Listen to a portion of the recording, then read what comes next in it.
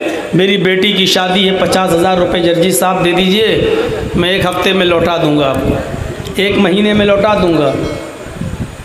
मेरे पास 50,000 हैं, लेकिन मैं डर रहा हूं कि पता नहीं 1 महीने में लौटाएगा या नहीं लौटाएगा।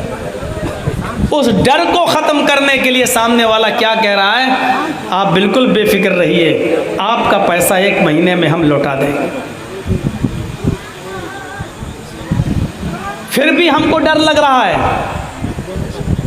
साहब 50,000 की रकम कोई मामूली रकम नहीं होती है। हम 50,000 रुपये तुम्हें दे तो रहे हैं, लेकिन पता नहीं तुम दोगे या नहीं दोगे। तो फिर वो अपनी बात को बावजन बनाने के लिए और मुझे एतबार दिलाने के लिए भरोसे में लेता है और क्या कहता है, अल्लाह की कसम मैं 1 महीने में आपका पैसा ज़रूर लौटा दूंगा। जब एक शख्स के ऊपर मुझे यकीन नहीं है तो फिर वो यकीन दिलाने के लिए कसम खा रहा है, या यूं कह लीजिए मैं उसको झूठा समझ रहा हूं, पता नहीं देगा या नहीं देगा, तो वो अपने आप को सच्चा साबित करने के लिए कसम खाता है कि अल्लाह की कसम मैं आपको ज़रूर लौटा दूंगा। लेकिन अल्लाह को कसम खाने की ज़रूरत क्यों पड़ती है, लंबी बहस है। उस तरफ जाएंगे तो रात गुजरेगी। बस इतना इशारा कर देता हूँ कि अरब के अंदर कस्में खाने का बहुत रवाज था। अरब के अंदर कस्में खाने का बहुत रवाज था। वो बात बात पर कस्में खाते थे और जब कसम खाकर कोई बात कही जाती थी तो उस बात का ज़्यादा एतबार करते थे। तो अल्लाह रब्बुल आलमीन ने भी कसम खाकर उनको एतबार दिला दिया। शॉर्टकट में मुख्तसर उसका जवाब यही है। अरबों के मिजाज को समझते हुए अल्लाह रब्बुल आलमीन ने कसम खाई। आया अरबों, बगैर कसम खाए कोई बात जब कही जाती है तो तुम उस बात का एतबार नहीं करते हो। कसम खाने के बाद जब कोई बात कही जाती है तो तुम उस बात का एतबार ज़्यादा करते हो, उस बात का यकीन ज़्यादा करते हो। अगर कसम खाकर जो बात कही जाए वो ज़्यादा मोतबर होती है, भरोसे के लायक होती है, तो मैं भी कसम खाकर तुम्हें एतबार दिलाता हूँ, यकीन दिलाता हूँ। ज़माने की कसम, इन्नल इंसान लफ़ी खुस्र, रुए ज़मीन के ऊपर जितनी भी इंसानियत को तुम देख रहे हो, ये सारी की सारी इंसानियत सर तापा, सर से लेकर पैरों तक नुकसान में डूबी हुई है। सब नुकसान के अंदर कसम खाकर एतबार दिला। अल्लाह ने कसम खाई। अल्लाह कसम क्यों खाता है उसका मुख्तसर जवाब दे दिया।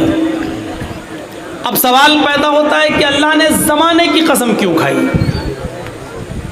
अल्लाह रब्बुल आलमीन ने बहुत से मकामात पर बहुत सी चीज़ों की कसम खाई। कभी सूरज की कसम खाई, वश्शम्सी वज़ुहाहा, तो कभी चाश्त के नाश्ते के वक्त की कसम खाई, वज़ुहा, तो कभी रात के अंधेरे की कसम खाई, वल्लैली इज़ा सजा, कहीं उसने चांद की कसम खाई, वल्क़मरी इज़ा तलाहा, कहीं उसने फलों की कसम खाई, वत्तीन वज़्ज़ैतून, कभी उसने फजर की नमाज के वक्त की कसम खाई, वल फज्र, और कहीं उसने अपने आप की भी कसम खाई, फला व रब्बिका ला युमिनून हत्ता युहक्किमूका फीमा शजरा बैनहुम।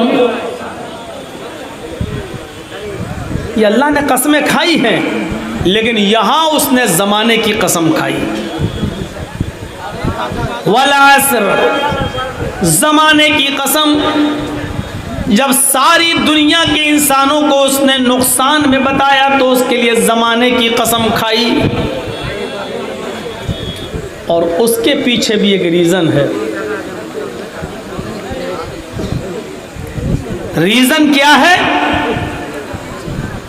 इंसान 1 दिन, 2 दिन, 3 दिन, 4 दिन, 5 दिन, 1 हफ्ता, 2 हफ्ता, 1 महीना, 2 महीना, 1 साल, 2 साल, जैसे जैसे गुजारता जाता है उसकी उम्र धीरे धीरे कम होती जाती है।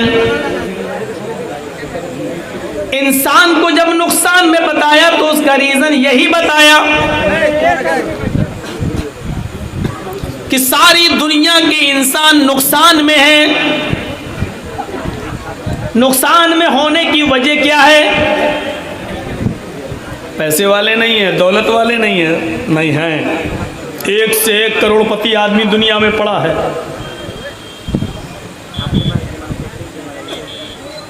एक से एक, बल्कि इस वक्त पूरी दुनियावी सतह पर अगर देखा जाए तो दुनिया का सबसे अमीर आदमी भी नंबर 1 पर कुवैत का एक पाकिस्तानी आदमी है, जिसको अब कुवैत में नेशनलिटी मिल चुकी है, वहाँ का नागरिक हो चुका है।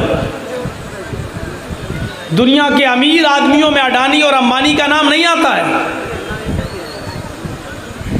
कुवैत में रहने वाला एक पाकिस्तानी आदमी है, सबसे अमीर आदमी, सबसे दौलतमंद आदमी। उसका अपना 1 दिन का पॉकेट खर्च, जिसको हम लोग बोलते हैं चाय खर्च, नाश्ता पानी, अपना, मेहमानों का नहीं, अपना, सिर्फ अपना जाती 1 दिन का 18 लाख रुपया इंडियन करेंसी है। 1 दिन का 18 लाख रुपया, 1 दिन का। इतने अमीर अमीर आदमी दुनिया में पड़े हैं, लेकिन इसके बावजूद अल्लाह ने कहा सब नुकसान में है। किस लिए? इसलिए कि 1 दिन, 2 दिन तुमने जो गुजार लिया, आज जो 25 अक्टूबर की शाम का ये जलसा आपके यहाँ प्रोग्राम जो मुनाकिद किया गया है, ये 25 अक्टूबर आज मेरी डायरी से कट जाएगी, इसलिए कि अब ये 25 अक्टूबर जर्जीस की ज़िंदगी में कभी दोबारा नहीं आएगी। अगर 25 अक्टूबर अगली साल आ भी गई तो 2021 नहीं आएगा, बल्कि वो 2022 होगा। यानी आइंदा साल अगर जिंदगी मिल गई और 25 अक्टूबर को अगर आपके सामने में आ गया तो अगली साल का मेरा आना चीख चीख कर इस बात का ऐलान करेगा कि जर्जी साहब आप अपनी जिंदगी का 1 साल कम कर चुके हैं। आपका यहाँ आइंदा साल जलसे में बैठना और सुनना इस बात की गवाही देगा कि आप भी अपनी जिंदगी का 1 साल कम कर चुके हैं। 2 साल पहले डेट दिया था, नहीं आ सका। 2 साल बाद आज आपके इस मैदान में आ रहा हूं। मेरी जिंदगी और आपकी जिंदगी चीख चीख कर ये कह रही है कि 2 साल मैं भी अपनी जिंदगी के कम कर चुका हूं और आप भी अपने 2 साल जिंदगी के कम कर चुके हैं। ये नुकसान बताया अल्लाह तबारक व तआला ने। वल अस्र इन्नल इंसान लफी खुस्र, ज़माने की कसम दुनिया की सारी इंसानियत नुकसान में है। अल्लामा राजी ने बहुत अच्छा नक्शा खींचा। वो कहते हैं कि अल्लाह रब्बुल आलमीन ने ज़माने की कसम क्यों खाई, ये मेरी समझ में नहीं आ रहा था। 25 साल तक मैंने कुरान का मुताला किया, लेकिन मेरी समझ में यह नहीं आया कि अल्लाह रब्बुल आलमीन ने ज़माने की कसम क्यों खाई। और एक दिन कहते हैं कि अचानक मेरी समझ में आ गया। मैं फजर की नमाज पढ़ाने के बाद घर आया कुरान की तिलावत करने लगा। सूरज जब निकल गया तो सूरज निकलने के बाद मैं घर से बाहर गया। मेरी बीवी ने कहा मार्केट से जाकर सब्जी अब्जी खरीद कर ले आओ। मैं बाजार गया, मैं मार्केट से सब्जी गोश्त वगैरह खरीदने गया। जब वापस लौट रहा था तो मैंने उसी दुकान, उसी बाजार के अंदर एक बर्फ बेचने वाले को देखा जो बर्फ बेच रहा है। बर्फ कभी कभी आपने देखा होगा रोड पर बर्फ बिकता है, या आइसक्रीम नहीं, बर्फ की बड़ी बड़ी सिल्ली 2 किलो 1 किलो आदमी खरीदता है, 2 रुपए किलो, 5 रुपए किलो, 4 रुपए किलो खरीदता ठंडा पानी करने के लिए। बर्फ बेचने वाला बर्फ बेच रहा है और उसने उसकी कीमत लगा रखी है 2 रुपए किलो, 2 रुपए किलो। इमाम राजी फरमाते हैं कि मैं अपने घर पे आया सब्जी लेकर, ज़ोहर की नमाज पढ़ने जब मैं मस्जिद में गया और नमाज पढ़ाकर जब वापस आ रहा था तो मैंने बर्फ़ बेचने वाले को देखा कि उसने बर्फ़ की कीमत कम कर दी। 2 रुपए किलो कोई नहीं ख़रीद रहा था, महंगे की वजह से उसने बर्फ़ की कीमत कम कर दी, 1 रुपए किलो, 1 रुपए किलो, 1 रुपए किलो। इमाम राजी फरमाते हैं कि मैं असर की नमाज पढ़ाकर जब वापस आ रहा था तो मैंने देखा बर्फ़ बेचने वाले ने उसकी कीमत और कम कर दी, 50 पैसे किलो, 50 पैसे किलो। मगरिब की नमाज पढ़ाकर जब मैं वापस आ रहा था तो मैंने बर्फ़ बेचने वाले को देखा कि उसने बर्फ़ की कीमत और कम कर दी, क्योंकि 50 पैसे किलो भी कोई ख़रीद नहीं रहा था, 25 पैसे किलो, 25 पैसे किलो। इशा की नमाज पढ़ाकर जब मैं वापस आ रहा था तो मैंने देखा कि बर्फ़ बेचने वाला चीख चीख कर ये कह रहा था कि लोगों मेरा बर्फ़ घुल जाएगा, पिघल जाएगा, बेकार हो जाएगा, तुमको 25 पैसे किलो भी नहीं लेना तो आओ मेरा बर्फ़ ऐसे ही ले जाओ, अपने घर में ठंडा पानी करो और अपने बीवी बच्चों को पिला दो, कम से कम 2-4 दुआएं उनके मुंह से निकल जाएंगी, मैं फ्री में बर्फ़ दे रहा हूँ, फ्री में ले जाओ। इमाम राजी कहते हैं मैंने ईशा के बाद खाना खाया और खाना खाने के बाद जब मैं बिस्तर पर सोने गया तो मेरी आदत थी सोने से पहले कुरान की तिलावत करना। मैं कुरान पढ़ने के लिए बैठ गया, कुरान पढ़ते पढ़ते फिर मैं इसी सूरत के ऊपर से गुजरने लगा। वल अस्र इन्नल इंसान लफी खुस्र इल्लल्लज़ीना आमनू व अमिलुस सालिहाति व तवासौ बिल हक़्क़ि व तवासौ बिस सब्र। इमाम राजी कहते हैं कि आज मेरी समझ में आ गया कि अल्लाह ने ज़माने की कसम क्यों खाई।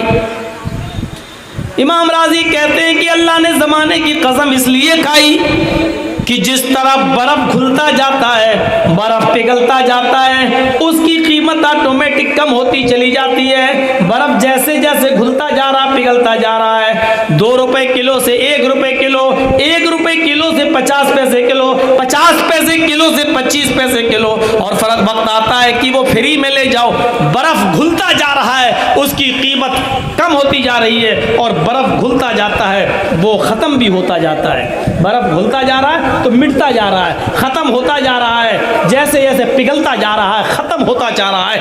ऐसे ही इंसान की ज़िंदगी 1 दिन, 2 दिन, 4 दिन, 1 हफ्ता, 2 हफ्ता, 10 दिन, 20 दिन, 1 महीना, 2 महीना, जैसे जैसे वो गुजारता जा रहा है उसकी ज़िंदगी कम होती चली जा रही है, बर्फ़ की तरह इसकी ज़िंदगी खुल रही है।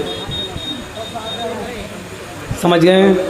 तो अल्लाह ने इसलिए ज़माने की कसम खाई है क्योंकि बर्फ़ घुलता जाता है, ज़माना भी 1 साल 2 साल होते होते हमारी उम्र को कम करता जाता है। अब सुनिए, जो बात मुझे कहनी है वो ये कि हमारी ज़िंदगी कम हो रही है, हकीकत में कम नहीं हो रही है, हकीकत में हम अपनी कब्र के करीब हो रहे हैं। ये सबको मालूम है कि हमारी मंजिल क्या है, सब जानते हैं ठिकाना क्या है, कब्र। आज से 10 साल पहले, 5 साल पहले, 2 साल पहले, 1 साल पहले किसी न किसी को तो आपने मिट्टी दी होगी, कब्र में दफन किया होगा। आज उनकी हड्डियां सड़ गल गई होंगी, हमारे और आपके साथ भी तो यही होना है। कौन आदमी इसका इनकार कर सकता है? हमारी ज़िंदगी कम नहीं हो रही है, हमारी ज़िंदगी कब्र के करीब होती चली जा रही है। हम कब्र के करीब होते चले जा रहे हैं। 2 साल पहले आपको तारीख दी थी, 2 साल बाद आज आ रहा हूँ। हमारी बॉडी, हमारा जिस्म ये कह रहा है आपसे कि जर्जीस 2 साल अपनी कब्र के करीब हो गया है। अच्छा, इससे भी खुलकर एक बात और आगे कह दूँ, हम अपनी कब्र के करीब तो हो ही रहे हैं, लेकिन हकीकत में 2 ही ठिकाने हैं जिनमें से हमें किसी एक ठिकाने में जाना है,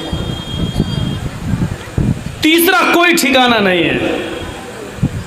2 ही ठिकाने हैं, जन्नत, दूसरा जहन्नम। या तो हम और आप जन्नत में जाएंगे या जहन्नम में, जन्नत में जाएंगे या जहन्नम में। जन्नत में जाने वाला अमल तो कोई दिखाई दे नहीं रहा है, सिवाय इस बात के कि अल्लाह रब्बुल आलमीन की रहमत और उसकी मर्जी को दखल हो जाए। वरना कोई अमल दिखाई नहीं दे रहा। और उसका हल्का सा नमूना आप इस जलसे में भी देख सकते हैं। अल्लाह के नबी सल्लल्लाहु अलैहि वसल्लम जब कोई दीनी बात कहते थे तो सहाबाए किराम अपने सरों पर बैठी हुई मक्खी भी नहीं उठाते थे, उड़ाते थे। ऐसे कर देंगे इतनी देर में कहीं कोई बात छूट न जाए या ऐसा न हो कि हम सुन न सकें। जर्जीस साहब के पीछे पंखा चल रहा है, फैन जिसकी हवा लग रही है हमें। उस ज़माने में ये इलेक्ट्रिक फैन नहीं थे, पंखे नहीं थे, बैटरियां नहीं थी। खजूर के पत्तों से हैंड फैन बना लिया करते थे, हाथ के पंखे मस्जिदों में वो उठाकर झलते थे। लेकिन जब तक अल्लाह के रसूल स्पीच देते थे, तकरीर करते थे, खुतबा देते थे या मस्जिद में वाज़ो नसीहत करते थे, तो सहाबाए किराम उन खजूर के पत्तों से बने हुए हैंड फैन भी मस्जिद से उठाते नहीं थे। सख्त गर्मी के बावजूद उसको उठाकर झलते नहीं थे। एक हमारी हैसियत, हमारी औकात और हमारा दिल, हमारा कलेजा इतना मजबूत है कि कुरान पढ़ा जा रहा है, आयतें पढ़ी जा रही हैं, सूरह असर की तिलावत हो रही है। मौलाना चीख चीख कर खामोश होने की बारे में बार बार कह चुके हैं, लेकिन इसके बावजूद हम खामोश होने का नाम नहीं लेते हैं। हमें डर लगता है कहीं ज़मीन फट ना जाए, हम ज़मीन के अंदर समा ना जाएं। ऐ अल्लाह, इतनी सी बातों पर पहले आग के अजाब नाजिल हो जाया करते थे, पत्थरों की बारिशें नाजिल हो जाया करती थी। ऐ अल्लाह, तू कैसे रुका हुआ है? आज हमारे ऊपर पत्थरों की बारिश क्यों नहीं हो रही है? मेरे भाइयों, शायद ये हमारे नबी की उस दुआ का नतीजा है कि अल्लाह हमारी उम्मत को आग और पत्थरों के अजाब से हलाक और बर्बाद मत कर।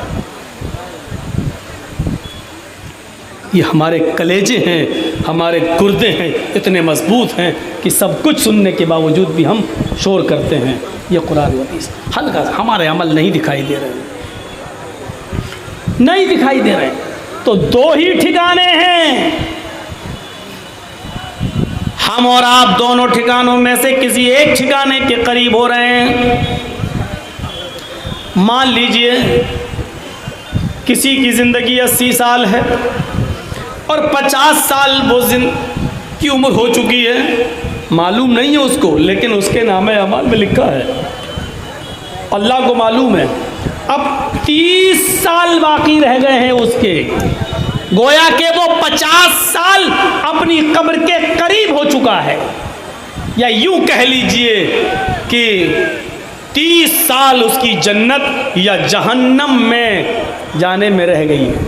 30 साल अपनी जन्नत या जहन्नम के करीब हो गया है।